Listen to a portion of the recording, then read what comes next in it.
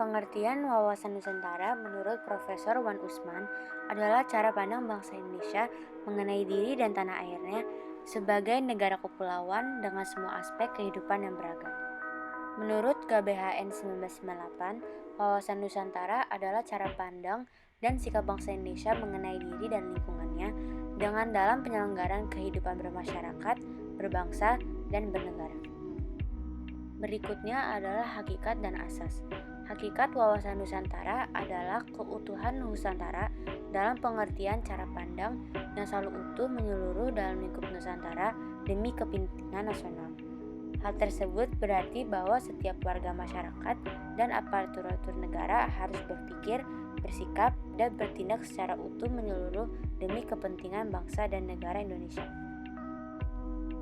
Asas wawasan Nusantara adalah ketentuan atau kaidah dasar yang harus dipatuhi, ditaati, dipelihara, dan diciptakan demi taat dan setianya komponen pembentuk bangsa Indonesia terhadap kesepakatan bersama.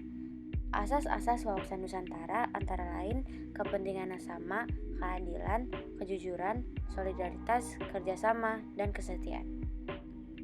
Selanjutnya adalah kedudukan dan fungsi. Kedudukan wawasan Nusantara adalah wawasan Nusantara menjadi landasan visional dalam menyelenggarakan kehidupan nasional.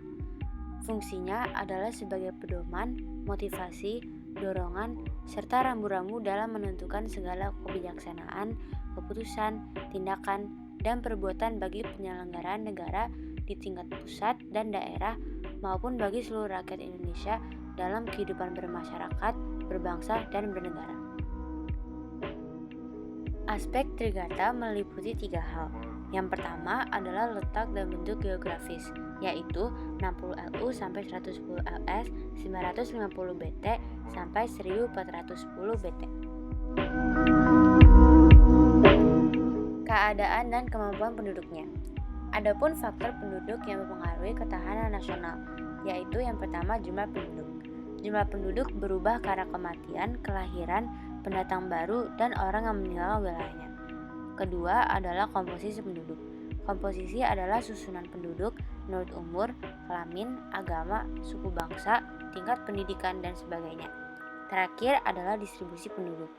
Kemampuan penduduk yang tidak seimbang dengan pertumbuhan penduduk dapat menimbulkan ancaman-ancaman terhadap pertahanan nasional. 3 faktor yang sangat berpengaruh adalah kelahiran, kematian, dan perpindahan. Dan yang terakhir adalah keadaan dan kekayaan alam. Berikutnya adalah aspek-aspek Pacagatra. Aspek Pacagatra adalah aspek kehidupan nasional yang menyangkut kehidupan dan pergaulan hidup. Aspek yang pertama adalah ideologi. Ideologi merupakan konsep yang mendalam mengenai kehidupan yang dicita-citakan serta yang ingin diperjuangkan dalam kehidupan nyata. Yang kedua adalah politik.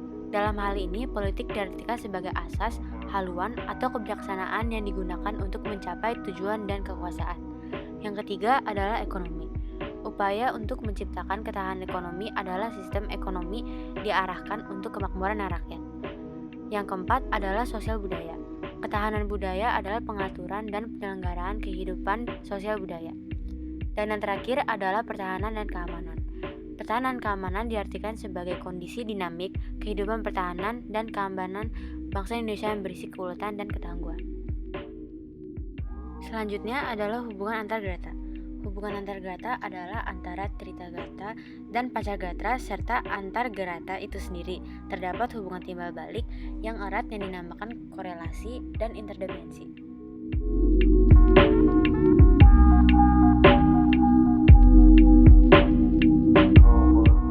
Hubungan ini bergantung kepada kemampuan bangsa dan negara di dalam mendayagunakan secara optimal, holistik, dapat mengakibatkan kelemahan di gatra lain dan suatu resultante keterkaitan yang integratif. Terakhir adalah peran serta mendukung implementasi. Wawasan Nusantara harus dijadikan arahan, pedoman, acuan, dan tuntunan bagi setiap individu bangsa Indonesia dalam membangun dan memelihara tuntunan bangsa dan negara kesatuan Republik Indonesia.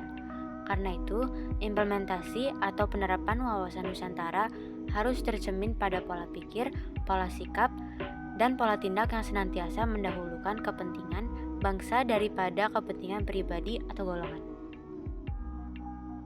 Implementasi wawasan Nusantara senantiasa berorientasi pada kepentingan rakyat dan wilayah tanah air secara utuh dan menyeluruh dalam kehidupan politik, ekonomi, sosial budaya, dan pertahanan dan keamanan.